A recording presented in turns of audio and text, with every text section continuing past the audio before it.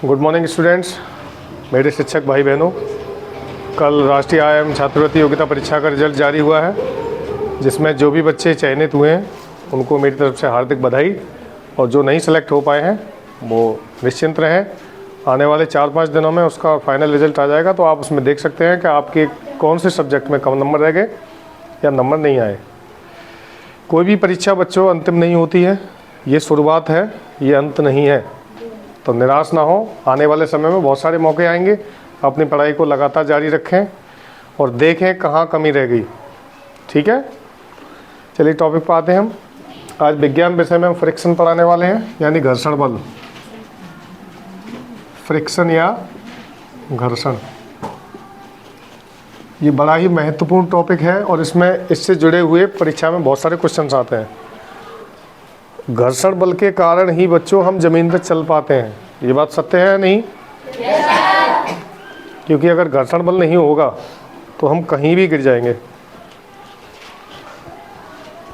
पहला क्वेश्चन लिखेंगे, question number 1, घर्षण क्या है। सबसे पहले इसी से शुरुआत करते हैं।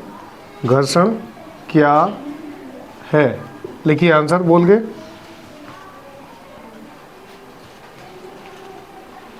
यह गति का विरोध करता है, यह गति का विरोध करता है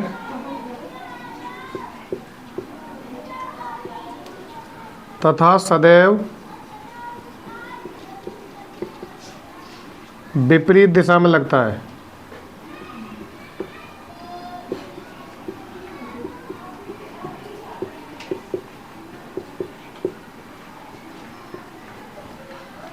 विपरीत दिशा में लगता है। आगे, घर्षण बल क्षेत्रफल पर निर्भर नहीं करता। घर्षण बल क्षेत्रफल पर निर्भर नहीं करता, बल्कि तल की प्रकृति पर निर्भर करता है। बल की तल की प्रकृति पर निर्भर करता है। देखिए, इसे समझिए क्या कह रहा है ये। समझना और लिखना साथ साथ होना चाहिए, ऐसा ना कि लिखने पे ही ध्यान रहे और समझने पे नहीं। देखिए, घर्षण यह गति का विरोध करने वाला, गति हमारे अंदर जो गति होती है उसका विरोध करने वाला बल ही घर्षण बल कहलाता है। जब हम चप्पल या जूते पहन के ज़मीन पर चलते हैं तो एक बल आगे काम करता है और एक बल पीछे, तभी हम सधे रहते हैं। अगर हमारा केले के छिलके पर पैर पड़ जाए तो वो दोनों बल ही आगे की ओर कार्य करने लगते हैं, ये वाला भी और ये वाला भी। अगर हम केले के या चिकनाई वाली सतह पर केले पर पैर रखें या चिकनी सतह पर, तो दोनों बल एक दूसरे की ओर कार्य करने लगते हैं। और अगर सामान्य रूप से हम चल रहे हैं तो एक बल इधर काम कर रहा है और एक बल F1 और F2, एक आगे और एक पीछे। इसलिए अगर हम ऐसे पैर मारें तब भी हमारा पैर रुक जाता है। जैसे कोई बोरी खींच रहे हैं चिकनी सतह पे हम, एक तो बिना प्लास्टर का फर्श है और एक प्लास्टर हुआ फर्श है, और हमें 20 किलो आटे की बोरी खींच के लानी है, तो कौन से फर्श पे आसानी से खींचेगी? प्लास्टर वाले पे, ठीक है ना। और बिना प्लास्टर वाले पे क्या होगा? हिलेगी वो, यानी उसकी सतह ज़्यादा खुरदरी है। कैसी है? खुरदरी। और खुरदरी सतह गति का विरोध करेगी। जैसे तुमने देखा होगा कहीं कहीं लेंटर पड़ा है या जीने का लेंटर पड़ा है, अभी जीने का देखा है, उस पर सीढ़ी नहीं बनी है, लेकिन फिर भी हम अगर चाहें तो आसानी से उस पर उतर सकते हैं। देखा है किसी ने? ठीक है ना, क्योंकि हमारी चप्पलों के बीच और उस सतह के बीच फ्रिक्शन फोर्स ज़्यादा होता है, वो गति का ज़्यादा विरोध करते हैं।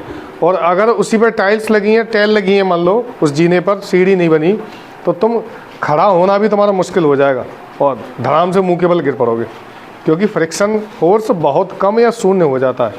ठीक है, तो ये गति का विरोध करने वाला बल है। इसी विरोध के कारण आपने देखा होगा कि मोटरसाइकिल के टायर या बस के टायर या हमारी चप्पलें या जूते ये लगातार घिसते हैं कि नहीं? घिसते हैं। क्योंकि हम नई चप्पल लाते हैं और 2 साल बाद वो बिल्कुल गंजी हो जाती नीचे से, तो वो आखिर गई कहाँ? किसी जादू से गायब हो गई? डेली जब हम ज़मीन पर चले तो ज़मीन और चप्पल के बीच फ्रिक्शन हुआ। क्या हुआ?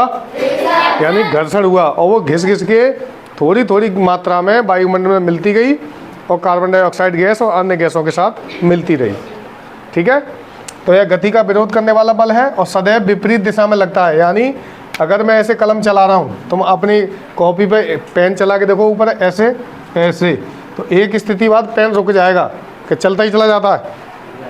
रुक जाता है कि नहीं? क्योंकि और कभी कभी तुमने देखा होगा, देखो इसमें तो आवाज़ नहीं हो रही है, कभी कभी कोई मार्कर या चौक, हम चौक से लिख रहे हैं तो पी पी की आवाज़ करता है चौक, सुना है? तो वो वही आवाज़ होती है, चौक के और ब्लैक बोर्ड के बीच में गति का विरोध हो रहा होता है। ठीक है, चौक चाहता है कि मैं इधर चलूँ और ब्लैक बोर्ड चाहता है कि इधर चल, तो दोनों के बीच खींचातानी होती है, उसी से वो आवाज़ उत्पन्न होती है, जिसे बोलते हैं फ्रिक्शन या घर्षण। आगे देखें, विपरीत दिशा में काम करता है। घर्षण बल क्षेत्रफल पर निर्भर नहीं करता। अब इसका क्या मतलब है? क्षेत्रफल का मतलब कोई सतह कितनी भी लंबी चौड़ी हो, अगर एक पतला है वो खुरखुरा है और एक बहुत चौड़ी सतह है वो चिकनी है, दोनों में फ्रिक्शन जो है, घर्षण जो है, क्षेत्रफल पर निर्भर नहीं करेगा, बल्कि तल क्या होता है, यानी जिस पर हम फिसल रहे हैं, बल्कि तल की प्रकृति पर निर्भर करेगा। ठीक है, यानी वो तल है कैसा, प्रकृति माने नेचर कैसी उसकी। अभी जैसे फिसल पट्टी है जिस पर बच्चे झूलते हैं बाहर, उस पर तुमने देखा है बैठते ही गिर पड़ते हो या थोड़ा धक्का लगाना पड़ता है? झूल के देखा है? हल्का सा पुश देना पड़ता है, ऐसे फिर नीचे आ जाते हैं, देखा है? और अगर इसमें तेल या ग्रीस लगा दी जाए फिर तो तुम्हारा रुकना भी मुश्किल है, धर सीधे नीचे, और मुंह पूछ नाक वाक सब फूट जाएगी। देखा है? तो इसमें एक क्वेश्चन और आता है कि तेल और ग्रीस जो होते हैं, तेल, ग्रीस और मोबिल ऑयल या जो भी चीज़ें, ये घर्षण बल को क्या कर देते हैं? बढ़ाएंगे कि कम करेंगे? बढ़ाने का मतलब तो रुकेगी चीज़, कम करेंगे बहुत शून्य कर देते हैं। इसीलिए साइकिल में तेल डाला जाता है, देखा है? हम बीच बीच में साइकिल में तेल डालते हैं या नियार गोदने वाली मशीन में तेल डालते हैं, इसीलिए ताकि उनकी जो बॉल बियरिंग है ना, बेयरिंग जो है, जिन्हें आप बेयरिंग बोलते हैं, बेयरिंग, वो बियरिंग होता है, बॉल बियरिंग। बॉल माने बॉल्स होती है इसमें छोटी छोटी, देखिए तुमने, ऐसी छोटी छोटी बॉल का एक छल्ला होता है, इसके ऊपर केसिंग होती है, कवरिंग, और इसमें चलती है, ये होती है बॉल बियरिंग। ठीक है, बियर माने होता है सहन करना, ठीक है, और बॉल माने बॉल्स। अब एक क्वेश्चन आप मुझे बताइए कि एक बालू से भरा हुआ ट्रक है, 10 टायरा, ठीक है, और चकाचक बालू से भरा हुआ ऊपर तक, तो सबसे अधिक बल जो है, भार पूरे ट्रक में कहाँ पे लग रहा है? पहियों के नीचे। और सोच के देखो, पहिए किस पे टिके?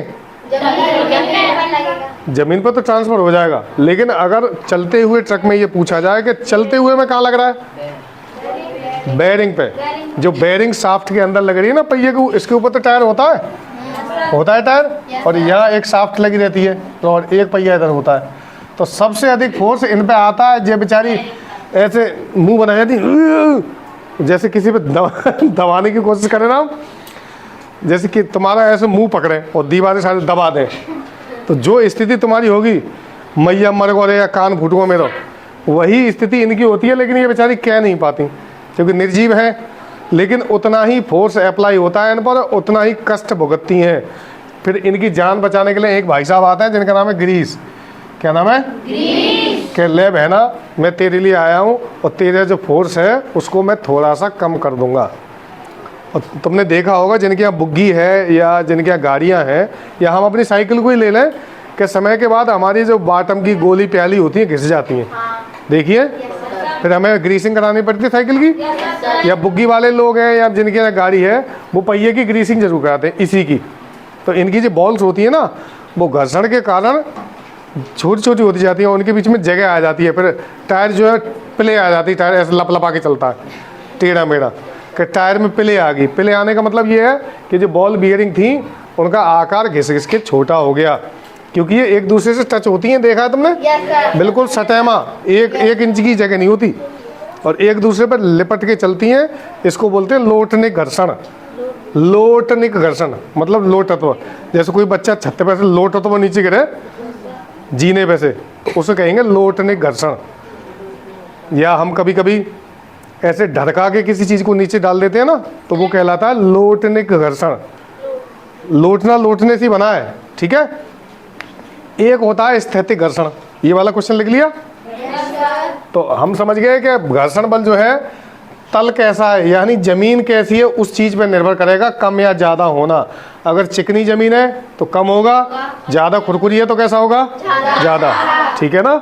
और ये तुम आराम से महसूस कर सकते हो, और ना महसूस कर पाओ तो नया नया जिसका यहाँ लेंटर पड़ा हो छत पे, वो एक आलू की बोरी रख लीजो वहीं, ठीक है, और उसको खींच के देखना। या जिनके बच्चों के नए नए बाल मुड़े हैं, ठीक है, वो उनके सर पर दुपट्टा डालें और ऐसे उल्टी तरफ खींचे तो उनके छोटे छोटे बालों में वो फंस जाएगा और बच्चे की गर्दन टूटने के आसार आ जाएंगे।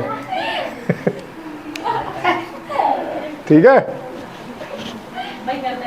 देखो पढ़ाई का मजा जब है जब हम उसे दैनिक जीवन में उतार लें और फिर देखें कि ऐसा हो रहा है कि नहीं। सर ने बोला है, हो रहा है कि नहीं हो रहा। अगला क्वेश्चन लिखिए।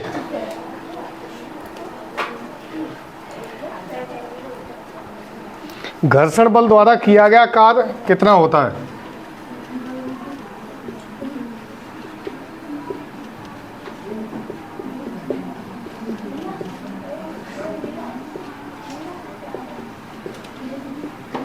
होता है 0, धनात्मक, ऋणात्मक, ठीक है, ऋणात्मक, तीनों हो सकता है। 0 भी हो सकता है। देखो आप देखो ये 0 कब होगा? जैसे मान लो एक फिसल पट्टी है जी, ठीक है, और इस पे हमने एक बच्चे को बिठा दिया, बैठ गए जी। अब हुआ क्या है कि ये फिसल पट्टी बहुत दिन से सेवा में नहीं है, यानी गंदी हो गई है, या तो गंदी हो गई है या जंग लग गई है, ठीक है। अब जंग लगने के साथ क्या होगा? ये बच्चा बहुत फिसलने की कोशिश करेगा और आधे रास्ते में आके यहीं कहीं रुक जाएगा, कुछ यहाँ पे खुरखुरी हो गई थी। तो जब ये यहाँ से फिसला तब तो कार्य कैसा था? धनात्मक, यानी काम हो रहा था, ठीक है। और जैसे ही रुक गया तो काम हो गया 0। और अगर उल्टा हो जाता तो फिर हो जाता ऋणात्मक। मतलब घर्षण के द्वारा अगर हम किसी काम को कर पा रहे हैं। अब एक ऐसा काम बताइए आप जो आप घर्षण की सहायता से घर में करते हो, कोई भी बताइए। बहुत इजी है, झाड़ू लगाना। वेरी गुड, ताली बजाओ दीदी के लिए, बहुत अच्छा सोचा है। जब हम झाड़ू लगाते हैं तो झाड़ू और जमीन के बीच फ्रिक्शन होता है। क्या होता है? और उसी फ्रिक्शन के कारण हमारी झाड़ू घिस जाती है। 1 महीने चलता है ना, पूरी जिंदगी नहीं चलती झाड़ू। अगर घर्षण नहीं होता तो झाड़ू घिसती ही नहीं कभी। और ऐसा भी होता है अगर नीचे चिकनी सतह है, टाइल्स की सतह है या पत्थर लगा हुआ है, तो उस पर झाड़ू बहुत दिन तक चलेगी, लंबे समय तक चलेगी नहीं चलेगी, क्योंकि ये चिकनी सतह, फ्रिक्शन फोर्स कम होगा। अगला क्वेश्चन लेंगे। जब कोई वस्तु या व्यक्ति, देखिए, जब कोई व्यक्ति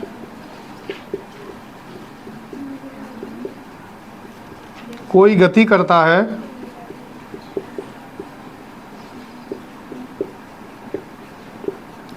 तब कैसा घर्षण होता है?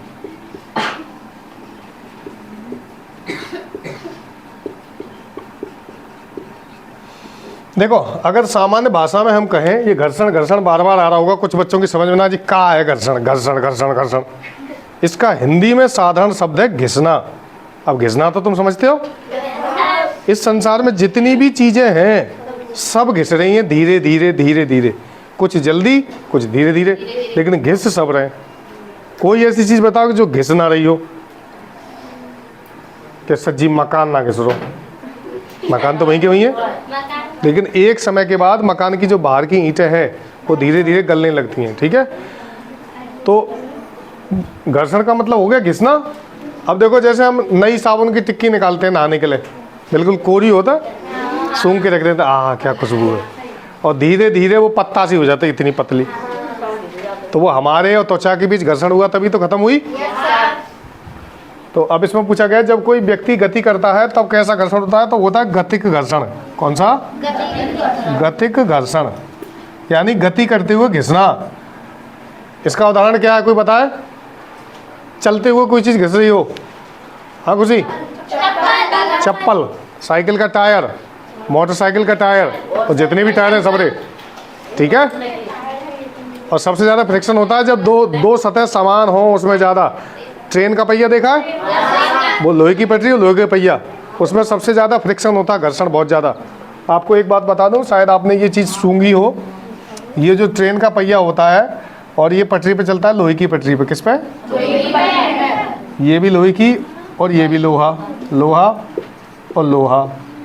जब लोहा लोहे से टकराता है तब घर्षण के साथ चिंगारी भी उत्पन्न होती है और गर्म हो जाता है, ठीक है।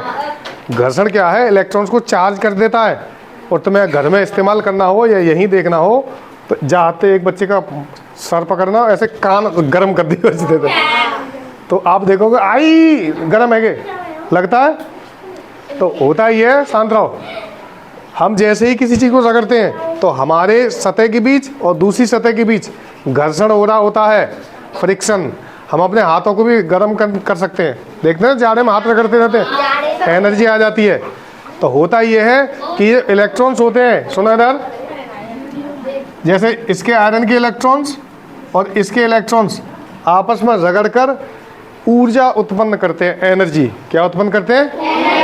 और एनर्जी का ही रूप होता है गरम गरम या चिंगारी या आग। कभी कभी आग भी लग जाती है। अभी पिछले टॉपिक में मैंने एक क्वेश्चन बताया था कि जंगल की आग कैसे लगती है। हाँ, अरे तुमने मिक्स सब्जी बना दी, एक जना आंसर दिया करो। दोनों पेड़ आपस में जब टकराते हैं, स्पेशली सफेदा यानी यूकेलिप्टस, यूकेलिप्टस जो है वो बहुत शुष्क होता है, ड्राई, और जब उसकी पत्तियां आपस में रगड़ती हैं तो रगड़म रगड़ा रगड़म रगड़ा रगड़म रगड़ा और आग लग गई, क्योंकि टेम्परेचर ऊपर से ज़्यादा पड़ रहा होता है। और जंगल में आग लग जाती है, फिर हेलीकॉप्टर से बजाना पड़ता है उसे, क्योंकि पाइप लेके बजावे तो जाएंगे ना, बाल्टी डाल के बजाए। भाई इतनी भयानक आग होती है कि उसे ऊपर से पानी डाल के बुझाना पड़ता है। क्यों? क्योंकि सारे पेड़ अगर जल गए तो ऑक्सीजन कौन देगा, इसलिए। और हरे पेड़ भी जल जाते हैं। आग ऐसी है कि सबको भस्म कर देती है। अगला लिखिए,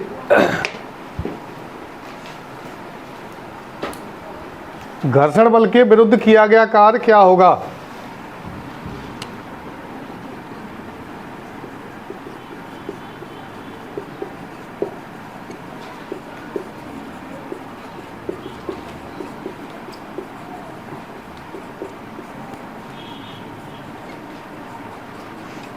देखो घर्षण बल के विरुद्ध कार्य कैसे होता है। जैसे कोई कट्टा है गेहूं का या कोई भी भारी चीज है और तुम उसे खिसकाना चाह रहे हो और वो खिसक नहीं रही, इसका मतलब क्या है? उसकी सतह के और जमीन के बीच स्थैतिक घर्षण है। कौन सा? यानी स्थिति, स्थैतिक घर्षण। अब देखो ये दैनिक जीवन में कहाँ आता है, तुमने बहुत खेला होगा खेल ये। जैसे तुम्हारा छोटा भैया है और तुम्हें हटाने की कोशिश करता, तुम्हें ऐसा जाता है और हंसते रहते हैं। हम अपनी स्थिति को वहीं के वहीं जमाए रखते हैं और वो बेचारा रुबासू हो जाता है, रोने पे आ जाता है, और हम हंसते रहते हैं, क्योंकि हमारी स्थिति जो है, हमारा भार जमीन के सापेक्ष में बहुत अधिक बल लगा रहा है, जिसको वो खिसका नहीं पा रहा। या तुम जैसे इस फिसल पट्टी पर आराम से खींच देंगे किसी को, किसी खुरखुरी छत पे बैठा लो बच्चे को, उसकी पैंट पकड़ के खींचते हुए लाए, तो आलम क्या होगा ये बताने की ज़रूरत है नहीं। उनका पीछे का नाश हो चुका होगा, हो सकता है पैंट भी फट जाए या छिल भी जाए बच्चा, क्योंकि वहाँ पे स्थैतिक घर्षण ज़्यादा था।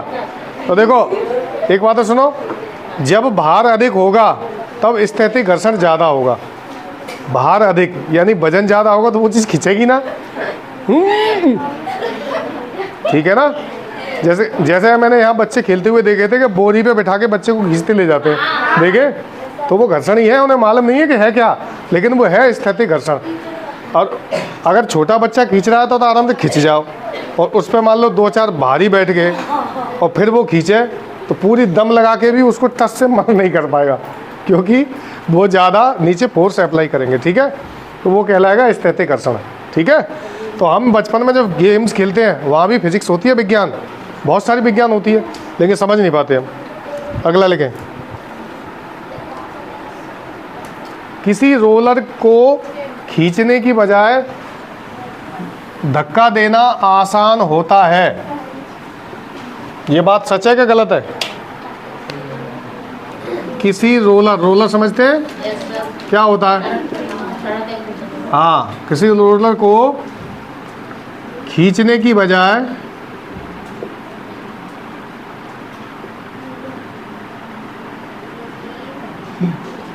धक्का देना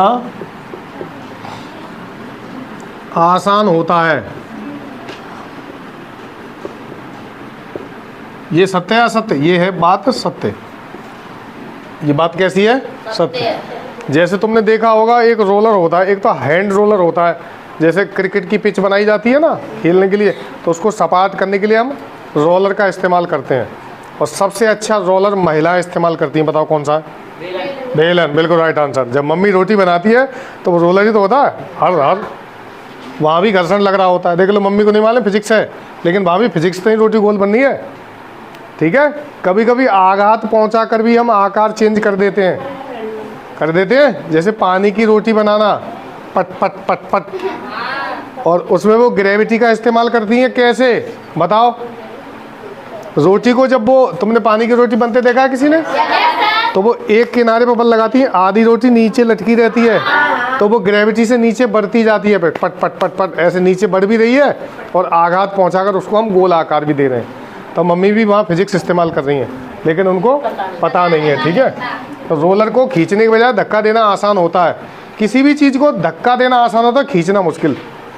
ना तुम खुद सोच लो, क्योंकि जब हम धक्का देते हैं तो हमारा 2 बल कार्य करते हैं, हाथों का भी और पैरों का भी, हर बल।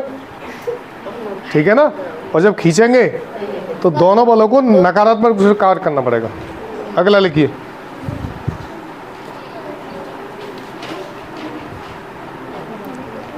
किस विधि द्वारा घर्षण बल को कम किया जा सकता है?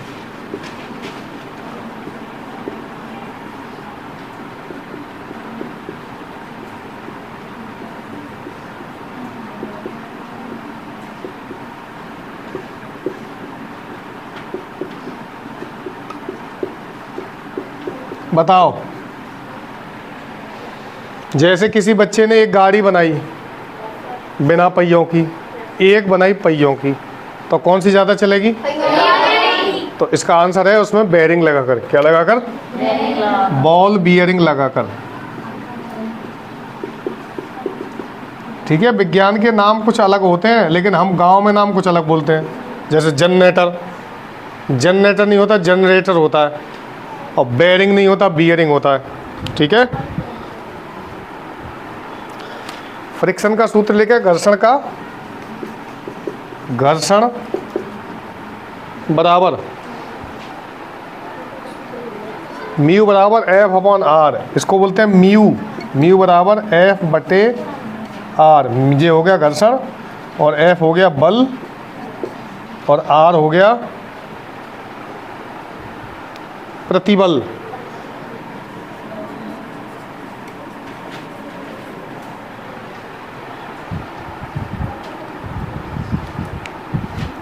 अच्छा, एक क्वेश्चन इसमें आया है, डब्लू भार के, मान लो किसी वस्तु का भार डब्लू है, यानी या 50 किलो है। ठीक है, प्रैक्टिकली सोच के देखो तुम, उसको लिखना बाद में। जैसे हमें अपने हाथों से कोई चीज़ दीवार पर रोकनी है, 20 किलो की, कितनी? ऐसे रोकनी है, ऐसे डांट के। ठीक है, तो हमें बल 20 किलो ही लगाना पड़ेगा बाहर, या ज़्यादा लगाना पड़ेगा? क्योंकि वो नीचे गिरने की कोशिश करेगी ना ग्रेविटी के अनुसार। यही है इसका क्वेश्चन का आंसर, कि अगर हम किसी W1 भार की वस्तु को दीवार में ऊर्ध्वाधर रोकने की कोशिश करें तो हमें अधिक बल लगाना पड़ेगा। जैसे हमने यहाँ ये बोर्ड ही सेटल कराया था, तो जो बोर्ड अगर भारी था तब हम इसमें ऐसे डांट के देखो, रोक लें, पलंग की साइड रख, तो वही बैठा रहा, मैं बता रहा हूँ, ठीक है ना। तो जब हम बोर्ड लगाते हैं तो 2 बच्चों को खड़ा कर लेते हैं, तो वो बच्चा जो है बोर्ड के वजन से ज़्यादा इसमें फोर्स अप्लाई करता है। तो देखो इसमें जितने छोटा टॉपिक था, जितने भी क्वेश्चन बन रहे थे हमने समझा दिए, लेकिन समझने वाली चीज़ें बहुत सारी हैं जो दैनिक जीवन से जुड़ी हुई हैं, ठीक है ना। अब मैं एक एक बच्चे से पूछूंगा कि फ्रिक्शन होता क्या है, कहाँ कहाँ होता है, ताकि तुम्हारी समझ में आया कि नहीं। तो हम वीडियो को तो समाप्त करते हैं बच्चों। जितने भी इससे संबंधित क्वेश्चंस बन रहे हैं, परीक्षा में आने वाला टॉपिक है, पढ़ते रहिए मेहनत से। आने वाले 11 तारीख को श्रेष्ठ एग्ज़ाम की परीक्षा है। अग्रिम शुभकामनाओं के साथ मेहनत से पढ़िए और जी जान लगा दीजिए, तभी सिलेक्शन होगा। Thank you.